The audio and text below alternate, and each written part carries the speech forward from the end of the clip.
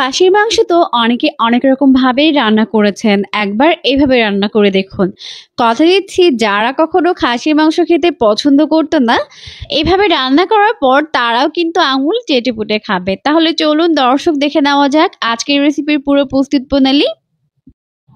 রান্না করার জন্য নিয়েছে এখানে 700 গ্রাম পরিমাণ খাসির মাংস, 1 টেবিল চামচ পরিমাণ নিয়েছে লবণ, 1 টেবিল চামচ পরিমাণ দিয়ে দিলাম জিরার গুঁড়া, 1 টেবিল চামচ পরিমাণ লাল মরিচের গুঁড়া, হাফ চামচ পরিমাণ হলুদের গুঁড়া, আর দিয়ে দিলাম প্রায় 1.5 টেবিল চামচ পরিমাণ আদা রসুন বাটা, আর দিয়ে দিলাম প্রায় 3 টেবিল চামচ পরিমাণ সরিষার তেল। এখন খুব ভালো করে মাংসের সঙ্গে মশলাগুলোকে মিশিয়ে নিতে হবে। একটু সময় নিয়ে মেশাবো যাতে করে পুরোটা মাংসের সঙ্গে মশলা খুব ভালো করে মিশে যায়। এখন এটাকে ঢেকে রেখে দিব প্রায় 30 মিনিটের জন্য। এখন আমরা একটা মশলা তৈরি করব, তাই চুলায় একটা প্যান বসিয়ে দিয়ে দিলাম 3 টুকরা দারুচিনি, 3টার মতো এলাচ, আর দিয়ে দিলাম প্রায় হাফ চামচের মতো গোলমরিচ, 1 টেবিল চামচ পরিমাণ দিয়ে দিলাম জিরা, আর 1 টেবিল চামচ পরিমাণ দিয়ে দিলাম ধনিয়া, আর 5-6টি এরকম শুকনো মরিচ দিয়ে দিলাম। এগুলোকে কিন্তু তেলে একদম ভাজা ভাজা করা যাবে না, হালকা করে জাস্ট একটু গরম করে নিতে হবে।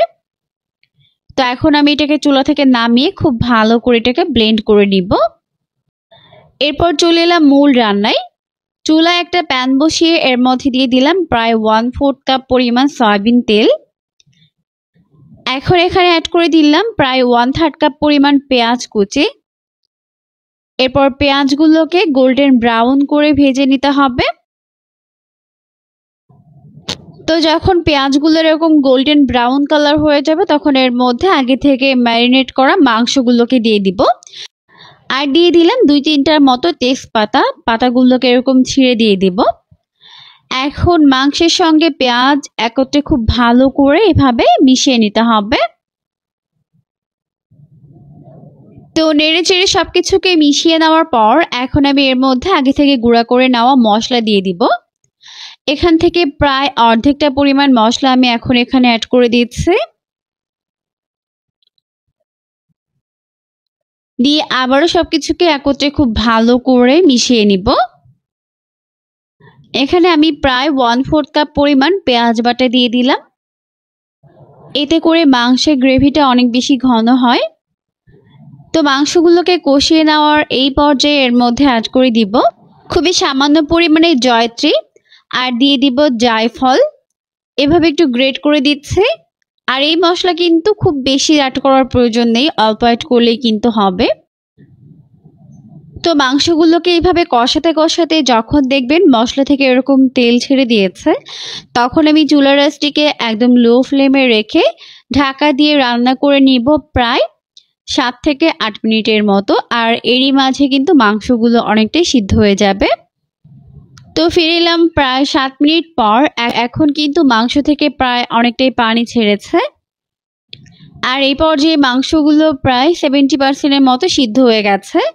এই পর্যায়ের মধ্যে অ্যাড করে দিব প্রায় 1 কাপ পরিমাণ ফুটন্ত গরম পানি। আর এখানে অবশ্যই গরম পানি অ্যাড করতে হবে, ঠান্ডা পানি অ্যাড করলে কিন্তু মাংসের টেস্টটা নষ্ট হয়ে যায়, তাই গরম পানি অ্যাড করবেন। ঢাকা দিয়ে রান্না করব প্রায় 5 মিনিটের মতো, আর এবার হাই ফ্লেমে জাল করব। তো ফিরে এলাম প্রায় 5 মিনিট পর। আর এখন কিন্তু আমাদের মাংস থেকে অনেকটাই ঝোল কমে গেছে, আর মাংসটাও এই পর্যায়ে ভালোভাবে সিদ্ধ হয়ে গেছে। তো এই পর্যায়ে আগে থেকে তৈরি করে নেওয়া কিছুটা পরিমাণে গরম মশলার গুঁড়া এখানে অ্যাড করে দিয়েছে। কিন্তু আমাদের রান্নাটা একদম কমপ্লিট হয়ে গেছে। আর এভাবে একবার খাসির মাংস রান্না করে দেখবেন, সবাই আঙুল চেটে পুটে খেয়ে উঠবে, এতটাই বেশি মজার হয় খেতে।